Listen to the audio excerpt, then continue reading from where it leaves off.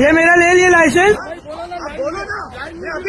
નમસ્કાર મિત્રો, નવી સરકાર આવી અને દરેક માટે ફેટ લઈને આવ્યું છે. તમે ગુજરાતમાંથી બોર્ડર ક્રોસ કરીને મહારાષ્ટ્ર જતા હોય તો મોટર વ્હીકલ એક્ટ 194B તમે પોતે ડ્રાઇવિંગ જ્યારે કરતા હોય ત્યારે સાથે તમારી પાસે જે કઈ વ્યક્તિઓ બેસેલા હોય ગાડીમાં તમામને સીટ બેલ્ટ પહેરવું જરૂરી છે. આજે 14/6/2024 આજથી 200 રૂપિયાની જગ્યા ઉપર 1000 રૂપિયા ફાઇન દંડ લગાવવાનું ચાલુ કરી દીધું છે સરકારે.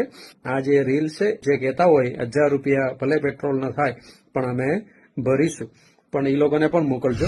મારી પોતાની ગાડીમાં જ પાછળ બેસનાર એક વ્યક્તિ સીટ બેલ્ટ ના પહેર્યું એટલા માટે 1000 રૂપિયાના દંડ ચૂકી દીધા છે.